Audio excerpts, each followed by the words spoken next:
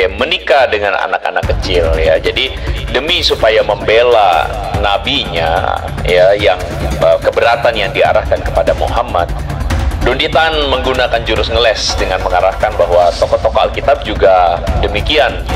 Dimana otak mereka rentanitasnya yang namanya menikah itu dalam kolor, maka itulah yang mereka pikirkan.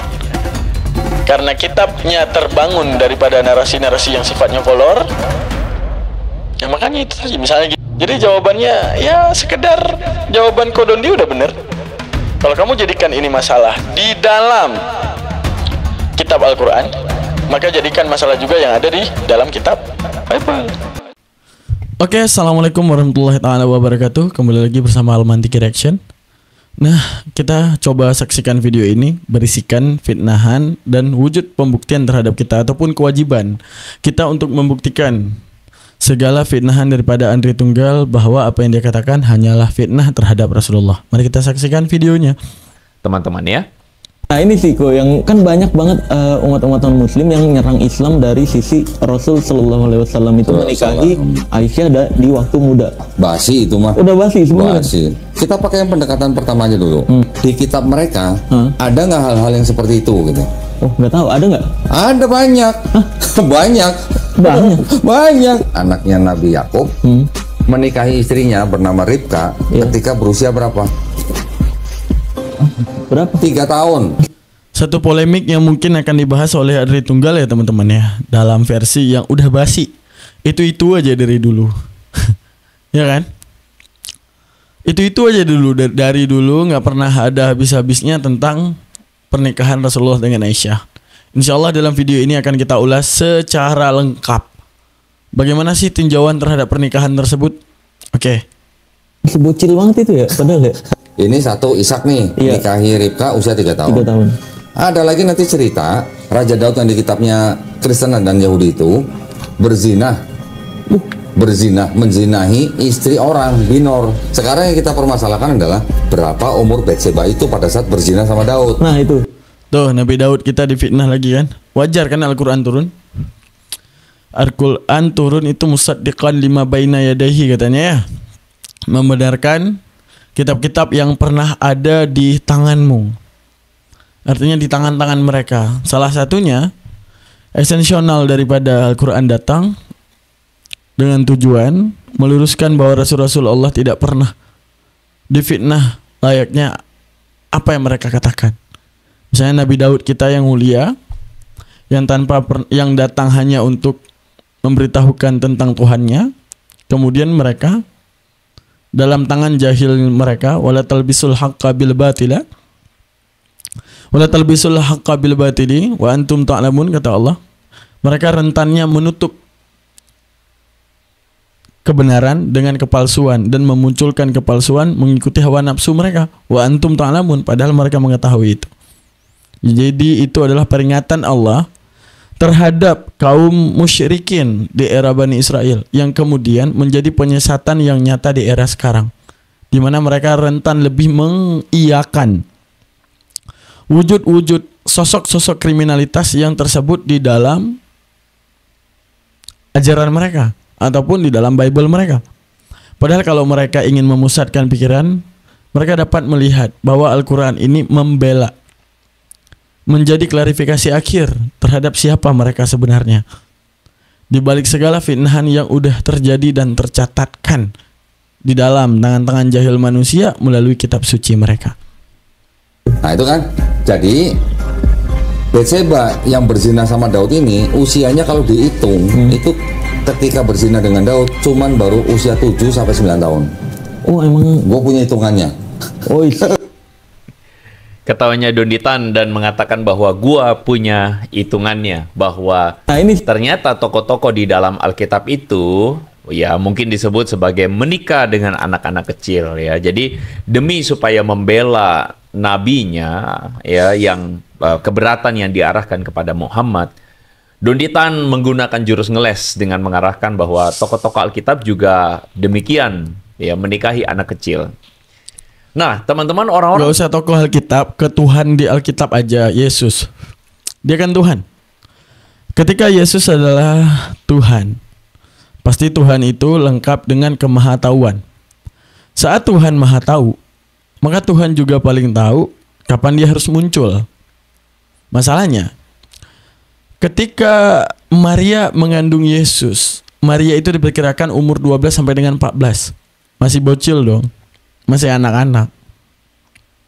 Saat masih umuran anak-anak 12 sampai dengan 14, kenapa ngebet banget tuh Tuhan harus lahir dari kemaluan anak kecil? Seharusnya kan dipertanyakan itu. Kenapa tidak pernah menjadi wujud pertanyaan? Tuhan maha tahu nih, bisa dong. Tuhannya mau nunggu Maryam itu umur 20 dulu. Umur 25 kayak kalau memang anti yang namanya pedofilia kan gitu ya. Tapi Tuhannya itu ngebet banget mencari kemaluan anak umur 12 sampai dengan 14 tahun. Ya kan? Tuhan kan maha tahu, seharusnya itu yang harus dipertanyakan oleh Andre Tunggal. Tuhan, kok milih bocil umur 12 sampai 14 tahun sih? Kenapa nggak nunggu dulu Tuhan? Kan bisa. Kalau memang fitnahan itu dilemparkan kepada Rasulullah. Lalu bagaimana cara kita menjawabnya? Gini teman-teman. Seharusnya polemik tentang pernikahan Rasulullah dengan Aisyah. Tahu nggak siapa yang pertama wajib menggugat jikalau pernikahan itu salah? Tahu nggak siapa? Bukan Kristen sekarang. Siapa? Kafir Quraisy yang lebih kejam daripada Kristen sekarang. Kristen sekarang cuma bisa cuap-cuap terhadap Rasulullah. Tapi kafir Quraisy berani melempari kotoran. Mereka berani melempari batu. Mereka berani menghina Rasulullah secara terang-terangan. Baik di depannya ataupun di belakangnya. Kalau pernikahan Aisyah dengan Rasulullah ini salah, siapa yang pertama menggugat Rasulullah? Bukan Kristen. Mereka yang pertama datang ke rumah Rasulullah. Dan mereka yang menyuarakan bahwa Rasulullah itu membawa ajaran gak benar. Kenapa? Buktinya dia menikahi anak kecil. Itu cara pikirnya. Sekarang ada gak satu literasi kafir Quraisy ngambek karena Rasulullah menikahi anak kecil? Gak ada. Untuk menunjukkan apa? Ini adalah perbedaan era, perbedaan sudut pandang. Dan pedofilia itu juga terjadi karena adanya gugatan kan.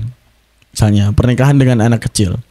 Ketika otak kita ke dalam kolor, yang kita bayangkan yang namanya menikah itu harus berhubungan intim.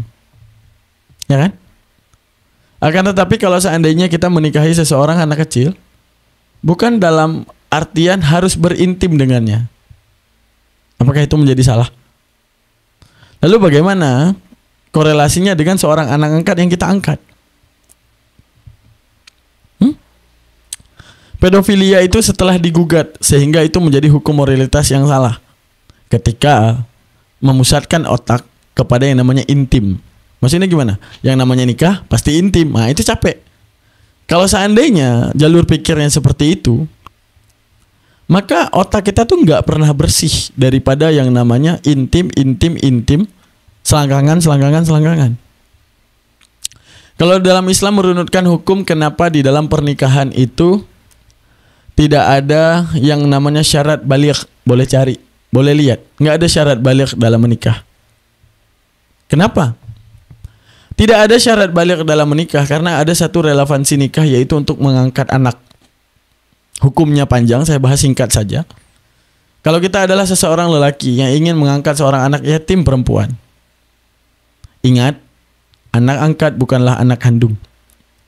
Saat dia baligh, maka auratnya menjadi haram bagi kita. Aurat kita menjadi haram kepadanya. Sedangkan anak butuh yang namanya kasih sayang orang tua kan? Benar gak? Benar. Dimana baru namanya seorang anak merasa dihargai ketika benar-benar disayang oleh ayahnya. Salim bapaknya, dipeluk bapaknya, dicium bapaknya. Ya kan? Lalu bagaimana menjaga dua hubungan tersebut? Hubungan kita dengan Tuhan baik, hubungan kita dengan anak juga ikutan baik. Caranya gampang. Menikah. Nikahi dia saat masih kecil. Tapi bukan dalam artian bahwa masuk kamar. Karena terlanjurnya otak polemikus Kristen, Polikardus Kristen yang namanya nikah, masuk kamar dan esek-esek. Makanya otaknya terbangun ke arah negatif. Tapi di dalam Islam, kalau kamu ingin mengangkat anak, kalau tidak ada punya cara lain untuk kemudian untuk menjaga hubungan antara bapak dan anak, nikahi dia. Jadi kalau kita nikahi dia, begitu kemudian dia balik, dia mau peluk bapaknya, halal. Di depan Allah, halal. Tapi kalau seandainya tidak kita nikahi, dia peluk kita, haram. Dia cium kita, haram. Jelas? Oke. Setelah itu, setelah kita nikahi, kan kita dalam kepala kita bukan dalam artian esek-esek. Bukan dalam artian nikah, ambil tuh anak, bawa dalam kamar. Nah, itu otak oten, bukan otak kita. Tapi kalau di kita, ya udah relevansinya untuk terbangunnya sebuah hubungan bapak dan anak. Lalu kemudian ketika kemudian anak itu sudah dewasa. Saat anak itu telah dewasa, ya udah, ayah, ya nak, adik telah menemukan pasangan hidup. Terus ini saya mau menikah dengannya. Ya udah, kalau memang kamu mau menikah, kapan dia datang ke rumah? Besok. Oke. Setelah kemudian anak itu datang ke rumah, izinkan saya meminang putri Anda. Ya udah, kita talak. Nak, saya talak engkau 3. Baru terkejut. Syok batin anaknya. Kenapa ya? Maksudnya gimana? Kamu adalah anak angkatku. Aku nikahi untuk menjaga hubungan, agar auratmu tidak menjadi haram padaku, agar Allah merestui aku, dan agar kemudian kamu juga bisa menganggap aku seperti ayahmu. Bebas untuk kau peluk, auratmu tidak menjadi haram kepadaku. Selesai kan? Kalau otak nggak dalam kolor. Tapi otak Kristen ya otak dalam kolor. Makanya memandang segala sesuatu itu ke arah kolornya, yang namanya nikah ya buka kolor. Makanya jadi seperti itu. Ya kan? Tapi kalau di dalam Islam, nikah tak semata-mata tentang kolor. Ta'abbud, pengibadahan terhadap Tuhan. Yang kedua, untuk melahirkan zuriat, keturunan. Selanjutnya nikah, memelihara diri. Nah, memelihara diri ini termasuk salah satunya yang tadi saya sebutkan. Nikahi anak kecil dengan tujuan mengambil dia sebagai anak angkat. Paham ya? Oke. Kalau kita membahas kekristenan, pernikahan dengan Ribka, kita dari Islam tidak bisa mengatakan bahwa itu adalah pedofilia juga. Enggak. Kenapa? Buktinya di era Ishak dan Ribka menikah, tidak ada yang menggugat. Tidak ada yang menggugat. Tidak ada yang membantah. Berarti di era tersebut wajar. Dan berarti di era tersebut mungkin belum dikatakan baik, ataupun ada perbedaan struktural daripada tubuh manusia, kita nggak tahu, karena ini terjadi di masa lampau. Kita berbicara dengan Daud dan Betsyeba berzina, yang na'udzubillahi min zalik, Nabi Daud tidak pernah melakukan itu. Itu hanya bunyi daripada fitnahan mereka, di mana otak mereka rentanitasnya yang namanya menikah itu dalam kolor. Maka itulah yang mereka pikirkan. Karena kitabnya terbangun daripada narasi-narasi yang sifatnya kolor, ya makanya itu terjadi. Misalnya gini, terhadap Nabi kita Nabi Daud ditulis berzina. Zina itu tentang apa? Kolor. Terus pernikahan dengan Ribka. Ya udah, kalau kita Islam objektif, selama tidak ada yang menggugat, berarti di era itu wajar.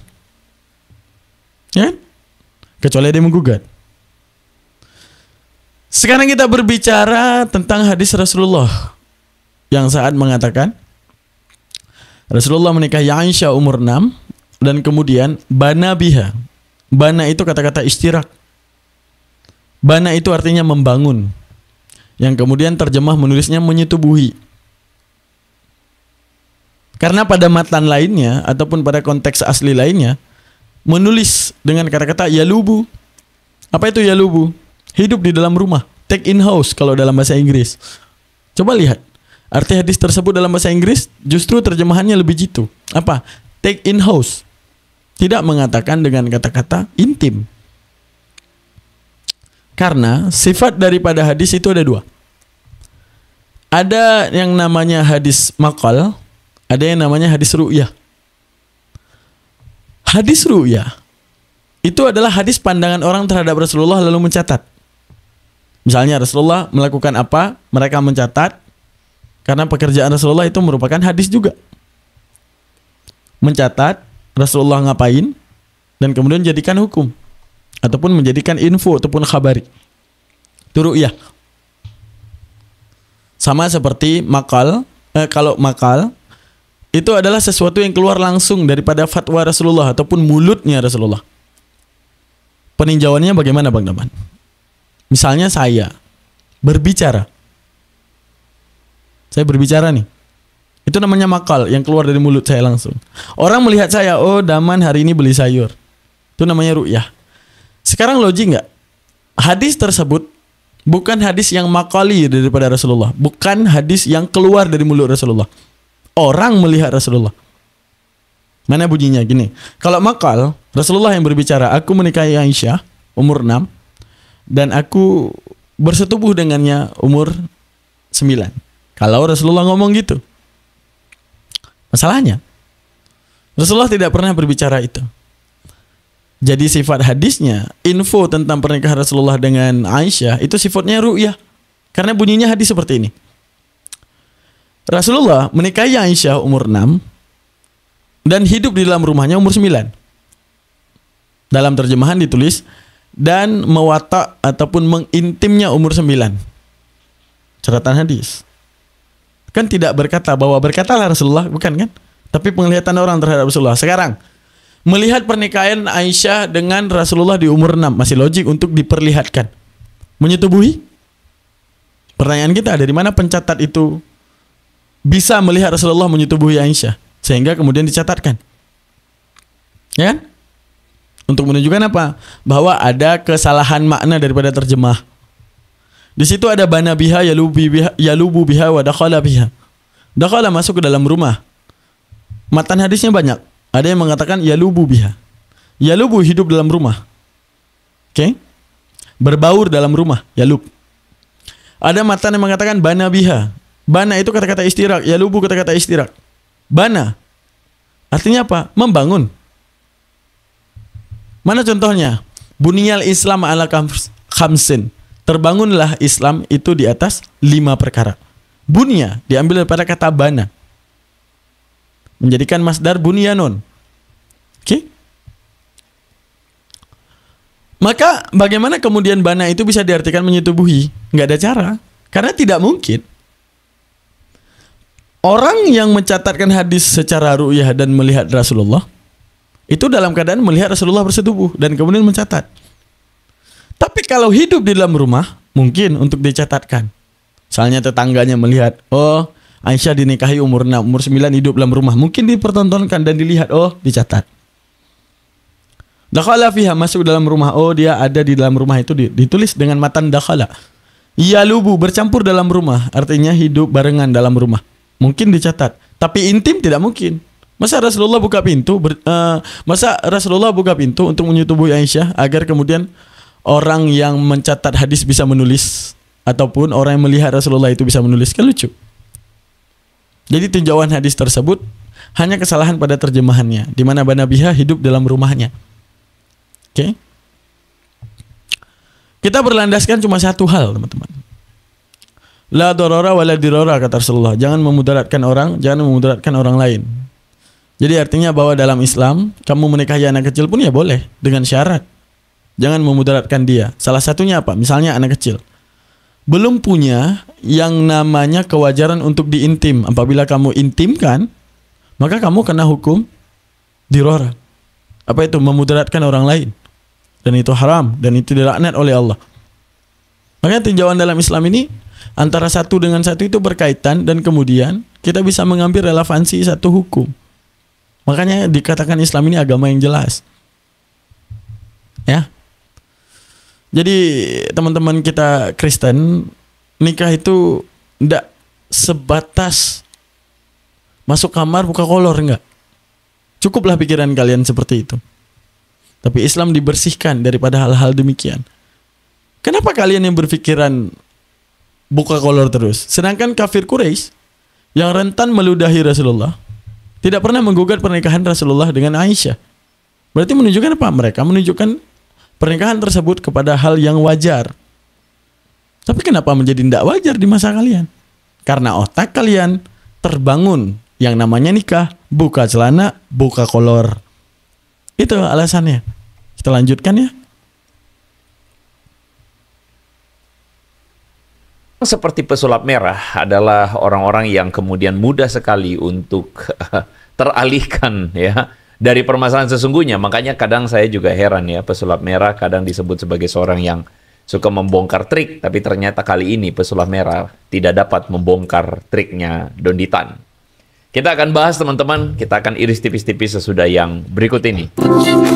Tipis-tipis katanya. Apa yang mau diiris tipis-tipis nih? Itu dari golongan pembela mati-matian ya, dengan membabi buta yang tidak, sekali lagi susah, tidak bisa dijelasin. Dijelasin berulang-ulang tetap aja nggak paham, dan sambil menyangkal diri berkilah mereka mengatakan bahwa ini adalah kebencian terhadap Islam dan sebagainya. Loh, enggak. Kalau Anda itu memang mau mencari kebenaran, kenapa Anda mesti kebakaran jenggot ya? Kalau memang Nabi yang Anda junjung, Muhammad itu adalah sebuah atau seorang suri tauladan ya, uswatun hasanah. Maka ya sudah, pede aja kali. Kenapa nggak pede gitu jadi orang, ya kan? Bener nggak teman-teman ya? Coba orang yang nggak pede kasih pendapat benar. saya. Kalau untuk ini benar kata Andre. Kenapa kita nggak pede? Orang Rasul kita kok. Dimana kita diajarkan menikah itu bukan sebatas buka kolor kan? Jadi kenapa nggak pede? Artinya kalau kafir Quraisy saja tidak menggugat, yang rentan melempari batu Rasulullah, ngapain kita harus menggugat? Menunjukkan apa? Bahwa kacamata kita memandang dunia sekarang jangan pakaikan kepada kacamata kita itu kepada masa dahulu. Mungkin ada satu relevansi masa dahulu yang terjadi yang kita tidak tahu sekarang. Karena kalau masa dahulu itu salah, maka yang pertama menggugat Rasulullah seperti saya bilang tadi adalah kafir Quraisy yang suka menghina Rasulullah. Bukan kita sekarang. Apakah saya salah dalam hal ini? Kalau memang dia adalah suri tauladan, pede aja kali ya. Nggak usah kemudian Anda itu ngeles sana sini dan kemudian mengarahkan, oh ternyata Kristen itu ada tokoh-tokoh Alkitab juga menikahi bocil ya. Ishak menikahi Ribka saat anak-anak begitu ya. Lalu Daud menikahi Batsheba saat kanak-kanak, gitu. Nah tentu saja kita sebagai orang Kristen tidak akan lari dari permasalahan ini karena kami akan membahas ya. Kita akan bahas kok. Kita akan berikan jawaban kok begitu ya. Dan bagaimana jika memang bahwa ada tokoh Alkitab ya, Bible Kristen yang memang menikahi bocil, itu bagaimana begitu ya. Nanti kita akan memberikan jawaban secara elegan gitu ya. Secara elegan pasti jawaban kita nggak lari dari permasalahan yang sesungguhnya. Tetapi ya tentu saja dalam hal ini saya akan kemudian menunjukkan kepada Anda bahwa sebenarnya ada permasalahan yang sekali lagi Donditan tidak selesaikan. Dan si Marcel Radival atau pesulap merah ini ya tidak memberikan jawaban. Ya, teman-teman tahu bahwa sebenarnya ada satu episode yang dijawab oleh Marcel ya. Waktu itu kita bikin sama-sama di dalam episode yang pertama begitu ya, teman-teman mungkin terlewatkan bahwa saya pernah bikin videonya dan Marcel janji bahwa dia akan memberikan jawaban, tapi Marcel nggak kasih jawaban sampai sekarang. Kayaknya Marcel tidak bisa bongkar ya, dan tidak berani untuk membuat videonya mungkin ya. Ya kita nggak tahu, tapi saya sebenarnya menunggu bahwa dia berani untuk bikin jawaban, tapi nggak bisa bikin ya. Nah begitulah kira-kira ya, itu masalahnya. Anyway, saya mau menyapa dulu teman-teman yang sudah sapa-sapa dia guys. Teman-teman yang kita cepetin ya, bareng-bareng ya. Karena dia lagi sapa-sapa. Shalom teman-teman. Mana dia sapa-sapa, selesain sapa-sapanya dulu. Ini dia. Ting. Anggap aja tuh Sohi. Di kitab mereka ada nggak hal-hal yang seperti itu gitu? Oh, nggak tahu, ada nggak? Ada banyak. Banyak. Banyak. Ada banyak gitu ya, kata Donditan. Seakan-akan membuat bahwa, oh bukan salah di Islam aja nih bahwa ada kasus menikahi anak kecil, tapi ada banyak juga di dalam Alkitab. Nah teman-teman ingat ya, saya tidak mau bertele-tele, tetapi saya mau di awal langsung kita clear. Donditan ini lari dari permasalahan yang sesungguhnya ketika dia mengatakan bahwa oh di Kristen juga banyak. Ini bukan soal masalah di Kristen ada atau tidak, tetapi Don Ditan seharusnya memberikan jawaban terhadap keberatan yang diarahkan kepada Islam. Atau Gini, biasanya yang di Islam nggak pernah keberatan. Sekarang gini teman-teman, yang di Islam pernah nggak keberatan terhadap statement Rasulullah menikahi Aisyah umur 6 dan hidup dalam rumahnya umur 9? Nggak ada. Akan tapi jikalau memang daripada kekristenan keberatan, maka wajibnya kekristenan itu ditampol kelogikaan dengan membuat logika mirroring, ataupun kalau kamu menganggap ini masalah, bagaimana kemudian hal itu tidak menjadi masalah? Paham maksudnya? Paham maksudnya? Misalnya, kalau kita buat logika perbandingan gini, dia mengkomplain kita yang menggunakan sepatu, sedangkan ibunya menggunakan sepatu. Kita bisa bilang, kenapa kamu komplain saya pakai sepatu? Itu ibu kamu pakai sepatu. Biasa itu terjadi. Dimana kita membuat perbandingan logika. Kalau ini bisa kamu bolehkan, bagaimana dengan itu? Jadi kalau seandainya itu dibangun jadi polemik, wajar akan ada pertanyaan seputar kekristenan. Kenapa kekristenan itu menganggap ini hal yang B aja? Kenapa pernikahan Rasulullah menjadi nggak B aja? Tapi sebenarnya itu nggak jadi masalah juga ya teman-teman ya. Kenapa tidak menjadi masalah? Ya seperti yang saya bahas tadi. Kafir Quraisy yang lebih parah daripada Kristen sekarang aja, kagak pernah jadikan itu beban. Kagak pernah menggugat Rasulullah. Kagak ada tuh datang ke rumahnya demo tuh karena nikahi Aisyah. Nah sekarang kepada Kristen-Kristen yang otaknya dalam kolor, menggugat Rasulullah. Apakah kita harus gubris? Nggak usah. Kenapa kita nggak usah gubris? Ya dari awal Quraisy aja nggak open. Masa kita open kan orang, ataupun dari Quraisy aja nggak gubris, masa kita kemudian kita akan menggubris orang yang mencoba menggubris hal tersebut? Ngapain? Ya. Jadi jawabannya ya sekedar jawaban Kodondi udah bener. Kalau kamu jadikan ini masalah di dalam kitab Al-Quran, maka jadikan masalah juga yang ada di dalam kitab Bible. Gitu. Ya. Oke lah teman-teman ya. Udah cukup reaksi kita hari ini. Terima kasih banyak. Jazakallah. Jangan lupa subscribe, like, dan komen. Jangan lupa titipkan komentar. Jangan lupa untuk kemudian untuk terus bersama Bang Daman di channel ini untuk menjawabkan segala finahan-finahan terhadap agama Islam. Dan juga ditonton sampai habis. Mungkin belum banyak orang yang tahu ilmunya, maka melalui channel Bang Daman kita akan memberikan ilmunya. Dan jangan lupa untuk support channel ini di linknya ada di deskripsi channel ya. Jangan lupa juga untuk kalau memang susah di link deskripsi melalui link Saweria, boleh di rekening yang ada di sudut sebelah kiri. Jazakallah. Saya Daman Nuri, saya akhiri. Assalamualaikum warahmatullahi taala wabarakatuh. Bye.